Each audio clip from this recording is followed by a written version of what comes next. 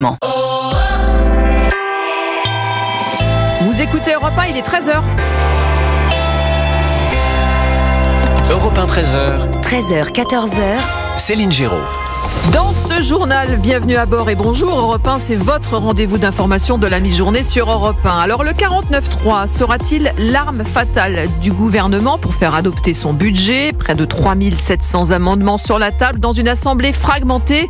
Décryptage. L'insécurité encore et toujours n'en finit pas de gangréner nos villes. Illustration à Montpellier, 4 fusillades en 10 jours dans le quartier sensible de la Mosson. Reportage. L'actualité, c'est aussi ce nourrisson de 17 jours prématuré enlevé par ses parents la nuit dernière dans une maternité de Seine-Saint-Denis. Tous les détails dans quelques instants. Et puis, quel avenir pour le choc des savoirs voulu par Gabriel Attal dans nos écoles ? Les mesures phares ont du mal à se mettre en place. Rendez-vous à la fin de ce journal. Bonjour Géraldine Amont. Bonjour Céline. La tendance météo pour l'après-midi ? Eh bien, un temps un peu plus calme malgré des nuages et quelques pluies du sud à l'est. Les éclaircies s'imposent au nord et dans l'ouest. Côté température, il fera de 14 à 19 degrés sur la moitié nord, 17 à 21 au sud, jusqu'à 25 degrés en Méditerranée. Météo complète sur Europe 1 à la fin de ce journal. Europe 1. 10 jours après la démission du député LFI Hugo Prévost accusé de violences sexuelles, un autre député insoumis dans la tourmente. Andy Kerbrat a été interpellé à Paris alors qu'il tentait de se procurer une dose de 3-MMC, une nouvelle drogue de synthèse. Alexis de la Fontaine, après avoir présenté ses excuses, Andy Kerbrat a reçu le soutien de ses alliés. Soutien à toi, lance Sandrine Rousseau. Bon courage, ajoute la sénatrice Mélanie Vogel. Les deux écologistes saluent la volonté du député LFI d'entamer un parcours de soins. La France insoumise, elle, ne souhaite pas communiquer sur l'incident et devrait garder Andy Kerbrat dans son groupe parlementaire. Mais aucun membre du nouveau Front populaire ne condamne sa participation au trafic de drogue. En interne, certains députés sont très surpris par son arrestation au vu de son engagement contre le trafic. J'entends que les moyens de police sont essentiels, mais je le rappelle, la lutte contre la drogue, avant tout, avant de mettre des bleus dans la rue, c'est la police judiciaire, c'est le démantèlement des réseaux et des trafics humains. Andy Kerbrat justifie sa consommation par des problèmes personnels et des fragilités psychologiques, mais précise aux enquêteurs avoir acheté cette drogue dans l'objectif d'une soirée chemsex. Le ministre de l'Intérieur, Bruno Retailleau, juge ce comportement intolérable et demande aux députés insoumis d'en tirer toutes les conséquences. Alexis de la Fontaine du service politique d'Europe 1. Et pendant ce temps-là, l'insécurité et l'ultraviolence liées au trafic de drogue n'en finit pas de gangréner nos villes.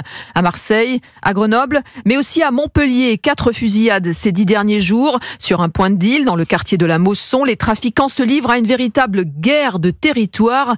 Et c'est un enfer pour les riverains. Le reportage de Charles Lhuillier pour Europe 1. Sur cette place très passante au cœur d'une cité, les dealers ont pris l'habitude de se positionner devant le commerce où Farid est agent de sécurité. Ils ont même tagué leurs tarifs sur le mur. Regardez là, il y a marqué les prix de la coque, les prix du shit, les prix de la bœuf. 25 €, 50 €, coque, 20 €, les 3, promo, je sais pas quoi. Comme si vous vendez des sandwichs. Il y a des gens qui achètent leur dose, c'est pas caché en haut d'une tour, dans des sous-sols, c'est à ciel ouvert. Jusqu'à 90 clients par jour viennent se ravitailler ici. Un flux qui suscite évidemment des convoitises et provoque des règlements de compte. Depuis la dernière fusillade en date, celle de samedi, Richard n'ose plus sortir de chez lui. J'étais dans le tabac, en train d'acheter mes cigarettes, et il y a 2 jeunes en scooter qui sont venus. Ils ont tiré 3 balles, ils sont partis. Il y avait une femme enceinte, il y avait des landos, ça fait peur. Une tension qui s'est calmée de manière éphémère depuis quelques jours grâce aux rondes de la police. Mais David Léraud, pour le syndicat Alliance, reconnaît que ce sera compliqué de lutter contre cette guerre de territoire. Les policiers font le job, mais l'argent généré par ce trafic est d'un tel niveau que c'est compliqué d'empêcher ces règlements de compte de les dissuader de venir tenter d'arracher des parts de marché, si je puis dire. Un business en effet juteux pour les dealers ici, estimé à environ 100 000 € par mois. Montpellier, Charles Lhuillier, Europe 1. 13h04 sur Europe 1. L'actualité, c'est aussi l'examen du budget qui se poursuit cet après-midi à l'Assemblée nationale. Et faute de majorité, le recours au 49.3, l'arme fatale, semble inévitable. Arthur Delaborde, la stratégie de Michel Barnier, c'est vraiment d'attendre le plus possible avant de passer en force. Effectivement, au sein du bloc central soutenant le gouvernement, de nombreux députés plaident pour écourter les débats en brandissant l'arme constitutionnelle dès ce soir ou demain. Mais ce n'est pas l'option privilégiée à ce stade, assure un proche du Premier ministre. Selon un participant, Michel Barnier l'a lui-même confirmé ce matin lors d'un petit déjeuner à Matignon avec les chefs de groupe du socle commun. Il veut éviter le 49.3 le plus longtemps possible. possible. L'ancien négociateur du Brexit le martèle. Le dialogue est la pierre angulaire de sa méthode. Un poids lourd de la Macronie explique que le plan du gouvernement consisterait à laisser pourrir le débat avec l'examen des quelques 3500 amendements afin que le texte parte directement au Sénat au bout du délai de 40 jours prévu par la Constitution. Et c'est alors la copie initiale du gouvernement qui serait soumise à la Chambre haute et à sa majorité de droite favorable au Premier ministre. Des précisions d'Arthur Delaborde du service politique d'Europe 1.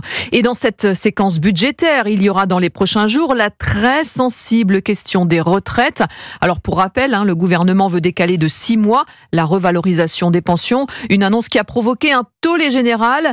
Margot Faudéré, hier soir sur France 2, le ministre des Comptes publics, Laurent Saint-Martin, a revu sa copie. Oui, le ministre a ouvert la porte à un système à 2 vitesses pour protéger les plus petites retraites en dessous d'un certain seuil que le ministre laisse aux mains des parlementaires. Certains retraités verraient donc bien leur pension revalorisée dès le 1er janvier. En revanche, aucun effort ne serait demandé en contrepartie aux plus aisés, comme il l'a expliqué hier sur France 2. Je crois qu'il faut effectivement rester sur ce délai de 6 mois maximum pour le décalage. En revanche, il faudra trouver des économies. Effectivement, la question qui se pose maintenant, c'est de savoir comment maintenir les économies prévues par le gouvernement tout en épargnant une partie des retraités les plus modestes. Là-dessus aussi, le gouvernement laisse la main aux parlementaires, mais l'équation pourrait être compliquée, d'autant plus que la mise en œuvre d'un système à 2 vitesses n'est pas forcément évidente, prévient Emmanuel Grimaud, président fondateur de Maximis Retraite. On va retomber sur un biais qu'on peut avoir dans d'autres dispositifs, c'est que si je le fais sur les retraites, je ne le fais pas sur le patrimoine, donc je peux avoir des injustices, à savoir une personne qui a 1001 € ne sera peut-être pas concernée, alors qu'une personne qui a 900 € de retraite mais un patrimoine significatif, lui, verra une revalorisation. En fait, le ministre des Comptes publics tend surtout la main aux parlementaires qui s'opposent farouchement à ce report de la revalorisation des retraites, en tête le Rassemblement national. Merci Margot Faudéré du service économie d'Europe 1. 13h07. Dans quelques instants, la suite de ce journal. Un nourrisson prématuré qui demande des soins médicaux constants, enlevé la nuit dernière en Seine-Saint-Denis par ses parents. Europe 1 vous donne les derniers détails. Et puis, quel avenir pour les mesures du choc des savoirs dans nos écoles voulues par Gabriel Attal? À tout de suite sur Europe 1. Céline Giraud vous informe de 13h à 14h sur Europe 1. Europe 1, 13h. 13h, 14h. Europe 1, 13h. 13h09 sur Europe 1, la suite du journal de Céline Giraud et l'actualité à la mi-journée. Céline, c'est aussi cet enlèvement d'un nourrisson prématuré la nuit dernière dans une maternité de Nessois en Seine-Saint-Denis. Oui, une alerte enlèvement a été déclenchée tôt ce matin. Une enquête a été ouverte. On rappelle que le bébé n'est âgé que de 17 jours. Alors Guillaume Dominguez, que sait-on à la mi-journée? Eh bien, selon l'avis de recherche, Santiago est habillé d'un t-shirt marron et d'un pyjama blanc en velours. Il aurait été enlevé par ses 2 parents au service de néonatalité où ce grand prématuré était sous surveillance médicale constante.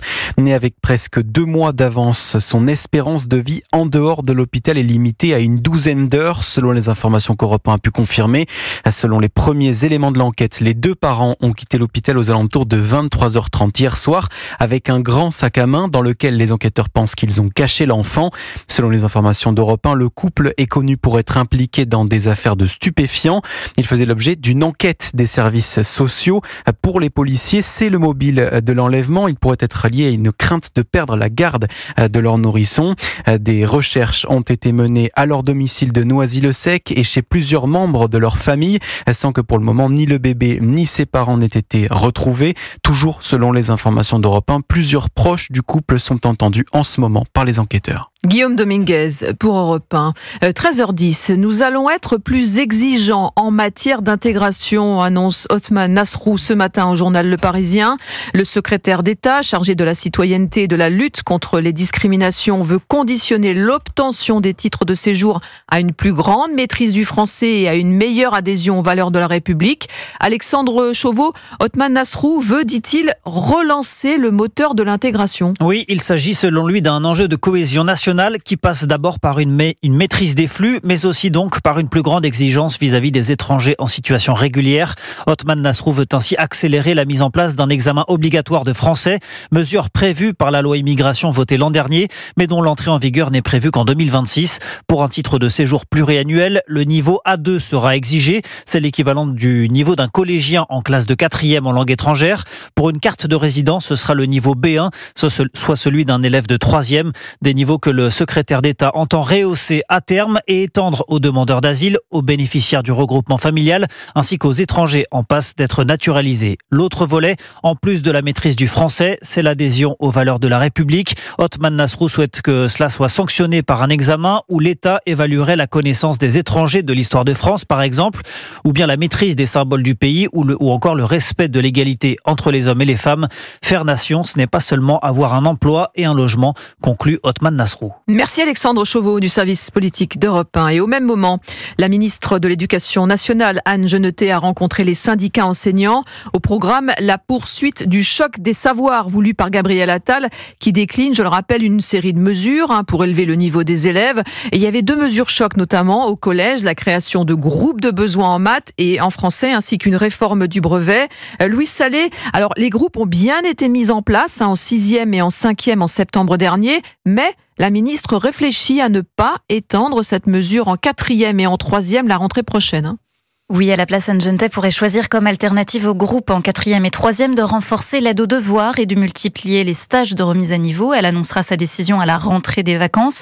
Pour Jean-Rémy Girard, président du syndicat national des collèges et lycées, c'est vraisemblablement un détricotage des mesures Attal qui est en passe de s'opérer. On voit que certains points centraux de ce choc des savoirs ne seront pas mis en œuvre, une fois encore, pas forcément parce qu'ils étaient idiots dans le concept, mais parce qu'ils n'étaient pas pensés pour fonctionner concrètement, et puis qu'en plus, de toute façon, on n'a ni les professeurs, ni les heures, ni les postes pour mettre ça en place. La suppression des 4000 postes enseignants prévus dans le budget 2025 réduit les marges de manœuvre du ministère. Sophie Vénétité, secrétaire générale du syndicat SNES-FSU. C'est extrêmement pénible parce que il y a des annonces qui sont faites pour finalement nous dire quelques mois après, finalement on va revenir dessus et on a perdu quelques mois, on a mis tous les personnels sous tension, c'est pas bon pour l'éducation nationale. Par ailleurs, les classes prépa secondes pour les élèves qui n'ont pas eu le brevet et qui devaient être généralisés à la rentrée ne verront sans doute pas le jour partout. Le ministère entend plutôt poursuivre l'expérimentation en cours et la réforme du brevet est elle aussi repoussée pour l'instant à plus tard. Louise Salé, la spécialiste éducation à Europe 1. 13h13, vous écoutez le journal de Céline Giros sur Europe 1 et au Proche-Orient, les offensives israéliennes se poursuivent sur la bande de Gaza et sur les positions du Hezbollah au sud Liban, Céline. Et la perspective d'une riposte de l'armée israélienne sur l'Iran reste d'actualité, tout comme l'implication grandissante des États-Unis. Pour preuve, Nicolas Tonev, le déploiement et l'utilisation dans la région de leurs armements les plus rares et les plus coûteux. Oui, tout d'abord, le SAD, système de défense en haute altitude. Il n'en existe que 7 batteries. Ce sont les performances extrêmes du radar qui font sa qualité et son prix, estimé à plus de 800 millions d'euros. Le coût de la protection maximale contre l'Iran, selon le général Jean-Paul Paloméros. C'est cher parce que l'interception de missiles balistiques, c'est un exercice extrêmement compliqué. C'est un missile qui demande une très grande précision, vraiment frapper directement le missile balistique entrant. Ça fait partie des leçons des premières attaques de l'Iran. Attaques au cours desquelles l'Iran avait envoyé sur Israël près de 200 missiles balistiques, encore plus coûteux que le SAD. Le bombardier furtif B2, environ 2 milliards de dollars l'unité. Le seul appareil capable de transporter 2 bombes anti-bunker géantes de 13 tonnes. Il vient de frapper des cibles souterraines au Yémen, un signe selon le spécialiste militaire Xavier Tittelman. Les B2 sont totalement furtifs, que les Iraniens sont totalement incapables de voir ou d'intercepter, et donc ça ajoute simplement encore un échelon supplémentaire sur la pression qui pèse sur l'Iran. Le message est envoyé à Téhéran, tous les moyens seront disponibles pour réduire au maximum sa capacité de nuisance. Nicolas Tonev pour Europe 1. 13h15, dans ce journal, comme chaque jour, un point sur les marchés avec vous, Claire Lemaître de Boursier.com, et le CAC 40 passe sous la barre des 7500 points. Oui, c'est encore du rouge, moins 0,7%, 7485 points. C'est parti pour les publications d'entreprises, avec une lourde déception pour le groupe de laboratoire d'analyse Eurofins, déception sur la croissance organique du 3e trimestre. Le titre plonge de 11%. Ça se passe beaucoup mieux pour Interparfums, qui a confirmé son objectif de chiffre d'affaires 2024. Les ventes sont solides grâce notamment au lancement des nouvelles lignes de parfums Jimmy Choo et Lacoste, plus 2,8 pour Interparfums. Et puis on suivra ce soir la publication de L'Oréal. Le titre est stable en attendant. Les marchés en Europe, Francfort perd 0,4%, moins 0,7 pour Londres, moins 0,7 aussi à Paris pour le CAC 40, 7485 points. Merci Claire Lemaître de Boursier.com. Géraldine Amon, la météo maintenant, un temps mitigé mais plus calme. Exactement Céline, avec de belles éclaircies qui sont de plus en plus larges ce mardi après-midi sur une large moitié nord-ouest du pays.